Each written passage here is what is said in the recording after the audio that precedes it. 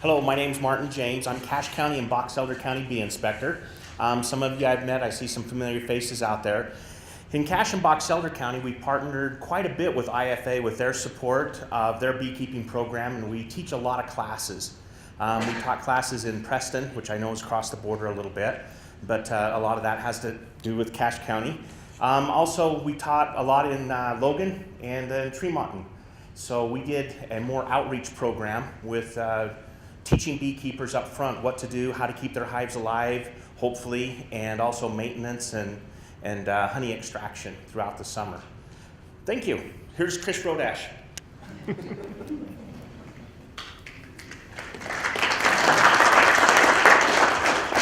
So for those of you who aren't in Salt Lake County, I'm Chris Rodash, the Salt Lake County Inspector, and we also partner with IFA and some of the other local stores that supply beekeeping equipment.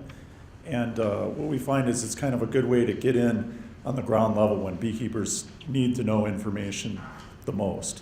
And it's really good to kind of carry people through the season. I know Martin's classes kind of go month by month. What are you doing with bees this year?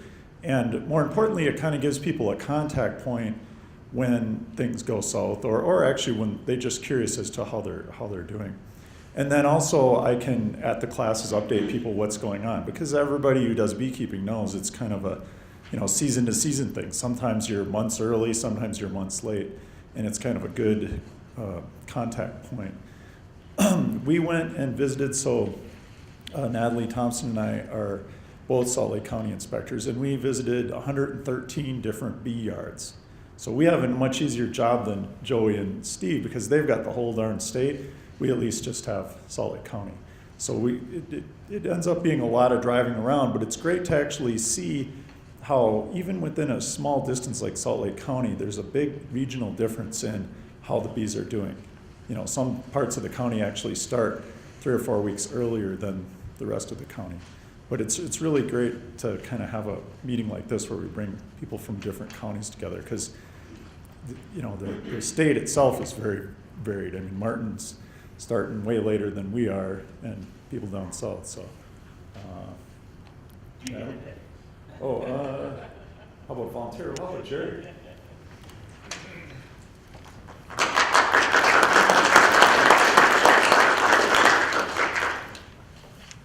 I'm Jerry Shue, way down in Grand County, which is Moab. We vary between 30 and 40 beekeepers, and probably never have had more than 150 or 200 hives. So it's a nice, cozy community.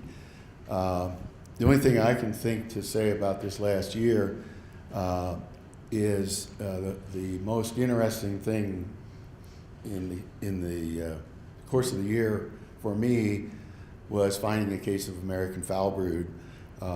We haven't had any foul brood at all for five years maybe, because every time we found it, we have destroyed it. No one used antibiotics. We've either destroyed a living hive or burned used equipment. This year, we found a case of American foul brood on used equipment that had been brought into the county. And I've seen this both in Utah and Pennsylvania as an inspector. Most, maybe, the cases I've found in small towns of foul brood is people using used equipment that somebody very generously offered to them. We had one case in Moab where a beekeeper was ready to give a truckload of old equipment that had been given to him because the beekeeper no longer had bees, and so he gave the equipment to this guy, and this guy was going to distribute it to the beekeepers, and the whole pile, the whole truckload was riddled with foul brood. So if I could say anything that's worth your while is stay away from used equipment unless you know the person, you know the history, you're absolutely sure there's no history of problems. But inspectors can come and look at that equipment and not necessarily give you 100% clearance, but there are symptoms that, in fact, we're going to have a workshop about American foul brood where you can see some of the visible symptoms. So be very wary of free equipment. So, do you want to say anything, Natalie? She's other Salt Lake. Who's here? John, no, Brock. Brock.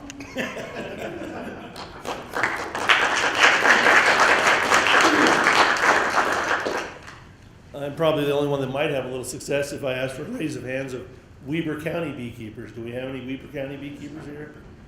Well, I'm the Weber County bee inspector.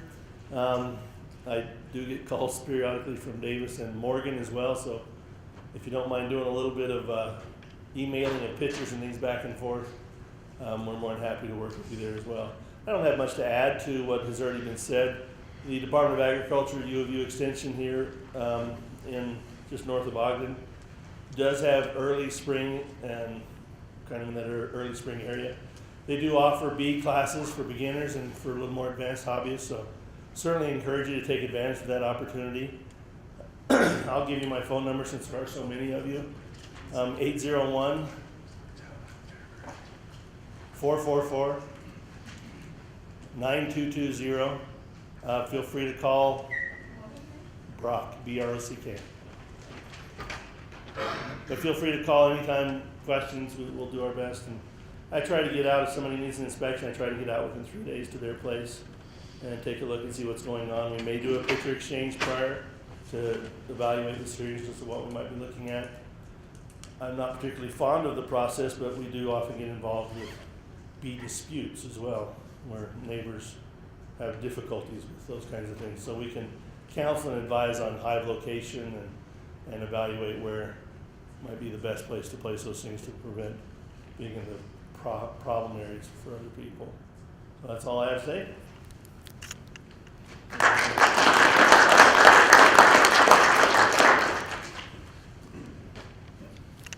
Hello, my name is Dudley Beck. I'm from Bluff, Utah, San Juan County. I'm not really an inspector. I'm an apprentice. I've been to the inspector training twice, and I'm getting there. Most of my activities have involved helping new beekeepers get started with hives and checking with them when they're observing the hives. I've been getting lots of calls from the reservation once they found out who I was.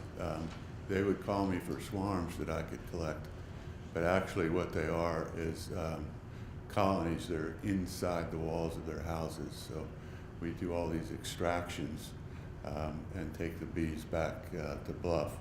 The interesting thing about that activity is that the bees on the reservation have probably never been exposed to miticides.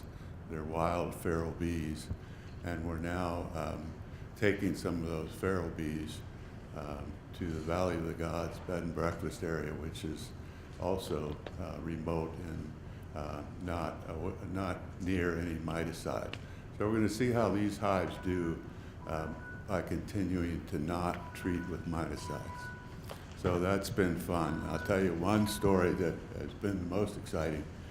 We went to do a bee extraction, and there was a 4x8 sheet of plywood on the porch, and the bees were going in there, and we lifted the plywood off, and instead of the bees going in that 2x4 space like pancakes, they had built their colony, their comb, in a diagonal shape that was 3 feet wide and 6 feet tall.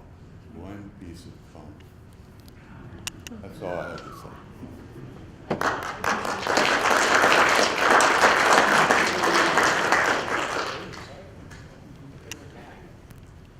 Great, thank you. Unless there was anybody else that wanted to speak up, Rob, please.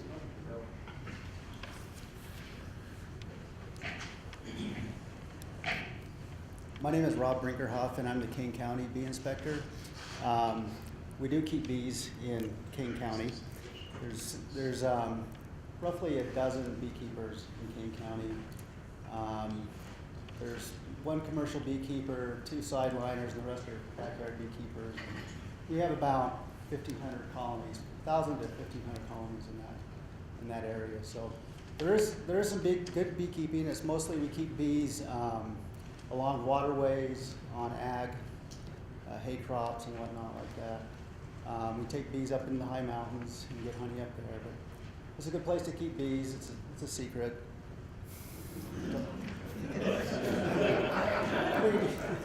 But anyhow, that's really all I have to say. But there's, come down and visit. It's a good place. Great, thank you, Robert. So you can see that the county inspectors bring a lot of resources to the department, to the state in whole, for doing inspections and providing additional assistance. It's something that we couldn't do without them. And I'd just like to give another round of applause to all of the county bee inspectors for all their assistance and work they've done. They did over, I think it was 1,600 hive inspections this past year, over 160 actual inspections. And the work that they do is just very appreciated by the Department of Agriculture, and I see with the constituents as well. So give them a round of applause.